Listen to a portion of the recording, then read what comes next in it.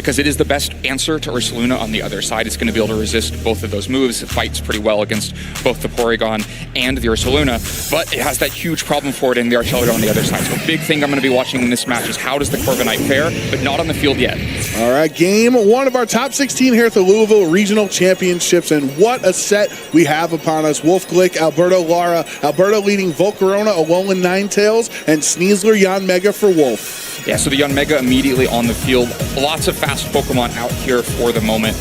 Looks like a Quiver Dance angle from Alberto, right? Has the Aurora Veil available and the Volcarona ready to set up against two Pokemon that are somewhat of a threat, but if you can start getting a Quiver Dance along with this Aurora Veil, those special attacker Yanmega is going to be doing less damage. Thanks to the Light Clay held item on the Alolan Ninetales, these screens from Aurora Veil are going to be set for the next 8 turns, helping his team take less damage. Dire Claw does activate a poison into the Ninetales, so it is on a timer. Eventually will knock itself out from the poison, but Flamethrower into Yanmega's Focus Sash, bringing it down to 1 HP. This Air Slash in response is super effective, but thanks to the Aurora Veil, doesn't even do half of Volcarona's HP.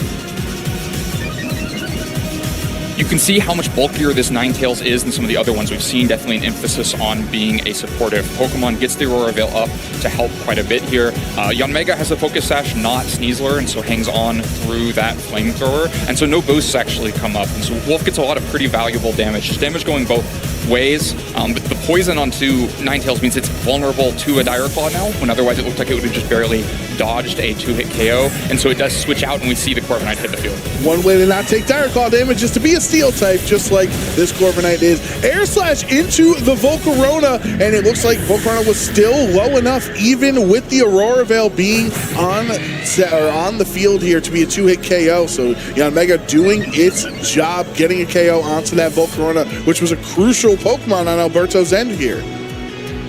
A little bit of damage rolls there, did just under 50% of the Volcarona on the first turn. I guess does a little bit over 50% the second time and gets the KO onto Volcarona. But now Garchomp hits the field. It'll have the speed advantage against the Sneasler because of his Choice Scarf, but now faster than the Yanmega, who's had a chance to get 2 speed boosts. Both of them are required to get over the Garchomp. Meanwhile, Corviknight's in a position where it likes to be able to set up. The Sneasler's not going to be threatening too much damage, especially with Aurora Veil. And then the Yanmega, both of its same type of attack boosted moves are resisted by Corviknight. So this is its chance to set up. Though, of course, there's probably something lurking in the back that'll be a problem for Corviknight eventually. Yanmega does have a Tailwind here, and it's such a fast Pokemon because of the speed boost in the last 2 turns that it will activate that Tailwind first. Sneasler attacking into the Garchomp, bringing it to just above 50% of its HP remaining. The Rough Skin will do a little bit there to Sneasler, but because of the White Herb held item, it's going to negate those defense drops from Sneasler's close combat. Here is the Earthquake, though. It's only going to be able to hit the Sneasler. There was no Focus Sash. It would have been broken anyway because of the Rough Skin contact, and Sneasler is down. Free Bird, though, into the Yanmega. Wolfe, understanding Yanmega was not long for the rest of this match, so just click the Tailwind, get that knockout, and now Wolfe has 3 Tailwind turns with 2 Pokemon in the back.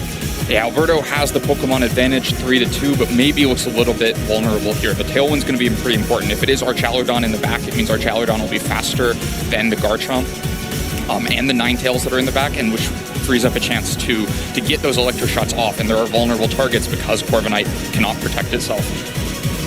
Incineroar is going to be one of Wolfe's final 2 Pokemon. His trusty Incineroar, as he doesn't like to admit, but of course has had much success in his VGC career with this first partner Pokemon from the Alola region. Archelodon is the last Pokemon. Neither of these 2 trainers have terastallized yet, so that's obviously an important dynamic in this game 1.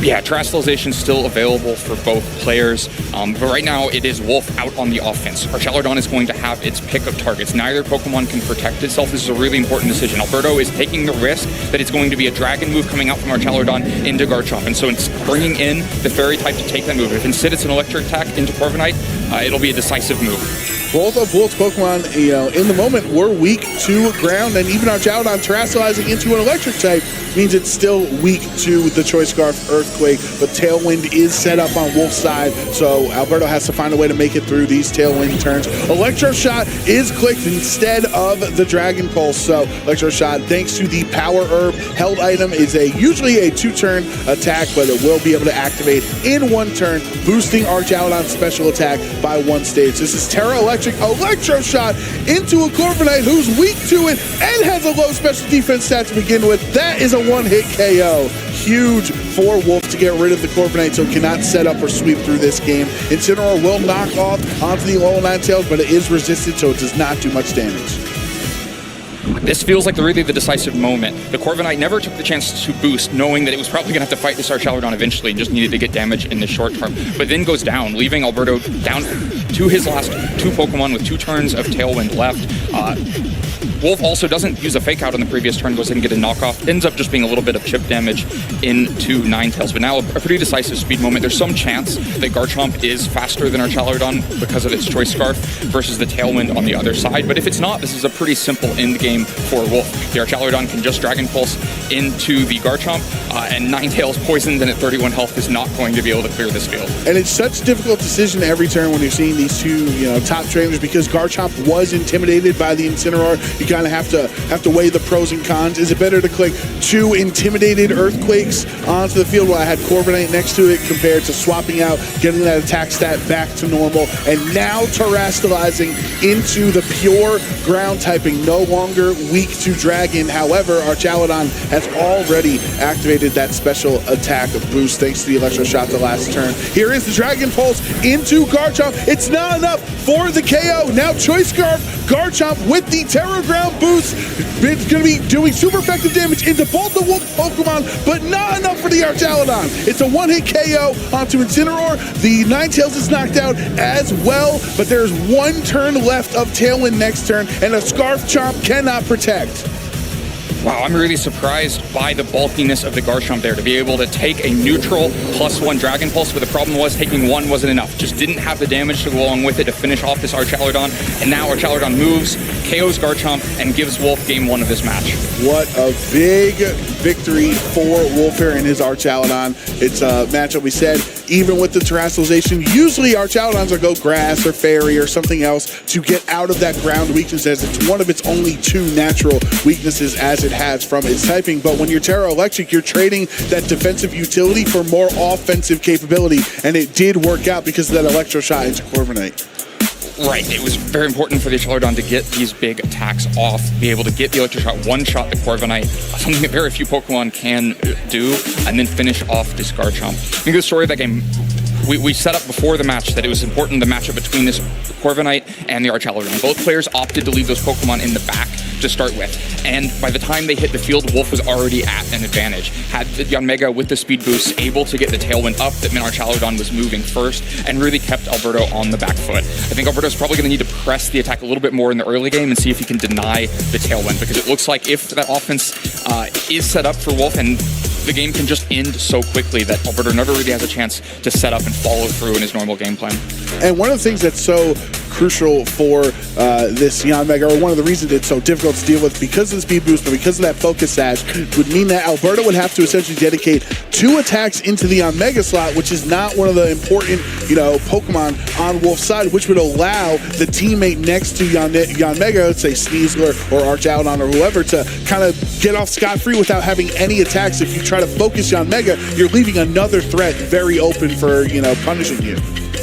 Yeah, absolutely. I think there are other ways to try to deal with the Yanmega as well. You can get it down to a Focus Sash in turn 1. There are still several things that Alberto has that would move before a +1 speed boosted Yanmega. So for instance, Extreme Speed could try to finish off that Focus Sash. Garchomp should still be faster than the +1 Yanmega. And so even if you have to deal with it on the second turn and not the first, if you can deal with the Tailwind, it it could change the dynamic from game one. Of course, you have to watch out for just completely different game plans from Wolfe. Wolfe could just totally pivot this from a Tailwind angle to a Trick Room angle, and we could see Ursaluna and Porygon in the next game. So you have to be cautious in team preview to not over-adjust to what you just saw. And remember, because of the damage rolls into the Volcarona, Alberto might have thought his Volcarona was safe from the Air Slash because Aurora Veil was set up. Remember, the other reason Garchomp was able to endure that +1 the attack, because Aurora Veil was still set up for 8 turns thanks to the Light Clay. So Alberto knows if Electroshock gives Archaludon the boost, you better have Ninetales set up Aurora Veil to help keep your Garchomp on the field. But it will be a 1 with Ninetales and Volcarona yet again for Alberto, but this time around for Wolfe, switching it up with Incineroar and Porygon 2. Yep, we see the adjustment immediately from Wolfe. Alberto sticks to the same game plan. But within those leads, there were a lot of different ways this could play. The game one, Volcarona just went out on the offense because it had vulnerable targets to that offense. Could just flamethrower into Genmega. Would be surprised to see the same thing here. These two aren't vulnerable to Volcarona offense. Maybe means there's more emphasis on instead setting up Volcarona. But if you're trying to set up Quiver Dances, you don't want to be doing that against a Trick Room on the other side, which it seems like is the adjustment for Wolfe in this game. So I think this is a pretty tricky spot for Alberto. No obvious places to go from here. Aurora Veil from this Alolan Ninetales, no fake out, clicked by Wolfe because it would have had the priority to stop an attack here. The Flamethrower into Porygon 2 does not do too much damage at all, and the Parting Shot preemptively, essentially calling a potential Quiver Dance or something, the Parting Shot will lower that special attack back down. Because he didn't click Quiver Dance, that means it's now -1. Flamethrower is going to do even less to Porygon the next turn.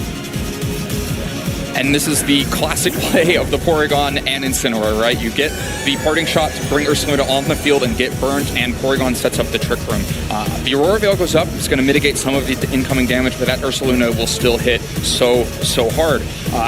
The Ninetales, though, has both the Aurora Veil and a defense boost from the snow, might be able to take a Facade, and if it could, then it's threatening damage back to the Ursaluna, but for now, Porygon 2 leaving the field in favor of Incineroar. Right, as of now, Ursaluna, as a ground type, is very much threatened by a potential Blizzard on the other end from Alolan Ninetales, but the question is, will Ninetales be able to stick around through how much damage Flame Orb Guts boosted Facade can do to it from the Ursaluna on Wolfe's? And Corviknight will swap into that Volcarona slot, wanting to get rid of the special attack drop that Incineroar put onto it the prior turn. Ninetales will protect, trying to hope Ursaluna's attack goes into that position. Facade does go towards the Ninetales, so Ninetales didn't take any damage. Alberto coming out on top, getting his Corviknight onto the field without taking any damage as well. Gets Corviknight on the field without taking damage, but if Ninetales could take a Facade, that might have been the chance to get a big attack into Ursaluna. Of course, this is a more defensive Ninetales, might have not been a really threatening attack. In the meantime, Corviknight is pretty safe here. The Incineroar can Flare Blitz and wasn't intimidated because this Porygon 2 switch happened before the Volcarona switch, and so no Mirror Armor effect occurred, but still, Corviknight's such a bulky Pokemon. There's a Facade, double damage because it is burned and has the Guts ability on Ursaluna. Corviknight will move next, boosting its attack and defense from clicking the bulk up. But here is the Flare Blitz from Incineroar into the Ninetales. Even with the Aurora Veil and a defense boost from the snow, it's still super effective. Ninetales goes down. Alberto does get one boost to his attack and defense, and in theory, the one Pokemon that can handle the Ursaluna is Corviknight, as it's both immune to the ground attacks and resist Facade. The problem with this is that there's still one unfield Pokemon from Wolfe that's could be the trump card of your Archaludon. You know, if you get the Corviknight really well set up, like it's starting to be here, where it's going to be able to fight Incineroar and Ursaluna very well, but you lose all of your other Pokemon in the meantime, then eventually you're just going to lose to Archaludon. And so Alberto's going to need to be able to preserve those Pokemon next to Corviknight to be able to fight that in the endgame if that is the final threat. Porygon 2 swaps on to the Incineroar position here. Gets a special attack boost as well thanks to his download ability. Volcarona will protect, trying to bait an attack from the Ursaluna into that slot. And the Facade goes exactly into the protect again. So Alberto has been able to stave off a lot of potential damage under these Trick Room turns just by protecting away from Ursaluna's Facades. That Brave Bird does some solid damage into the Ursaluna, and after the Flame War boost, will bring it down to under half HP. Problem is that you can only protect safely for one turn. Right now, that Volcarona slot is looking pretty vulnerable. Corviknight gets pretty good damage into Ursaluna, but definitely not damage that's going to stop another Facade coming out. Meanwhile, Porygon 2 back on the field with the special attack boost can add in some damage. Maybe help finish off the Volcarona if you're worried Aurora Veil is enough to take this Facade. Let's find out. And the Facade Volcarona hangs on at 8 HP. Terrablast has to follow up into that slot to make sure Alberto does not get any more damage from his Volcarona here in Game 2. So Alberto down to his last 2 Pokemon. 2 normal types on the field means that Body Press is free into those slots. Snow stops. Ursaluna takes a little more recoil from the burn, and the Twisted Dimensions return to normal as Garchomp has the Choice Scarf on the field. So this is Alberto's moment. This is what he set up and bided time for. Garchomp is ready to threaten Terra Ground Earthquake. Porygon 2 is weakened. Ursaluna is weakened. The KOs are there. The Incineroar can't switch in very well to this. Will take massive damage from an Earthquake and can't intimidate the Corviknight on the other side. Charcharodon, from what we saw in the last game, needs a couple of attacks to deal with the Garchomp. It's not going to have time for those couple of attacks. This might have been just the setup, just the last 2 Pokemon that Alberto needed to be able to sweep through this game. That's right. We know the Incineroar is there. That doesn't want to take a Terra Ground Earthquake from the Garchomp, and presumably if Archaludon is in the back for Wolfe, it's also weak to that ground there. So we are going to have this Terastallization in Game 2, just like we saw for Game 1.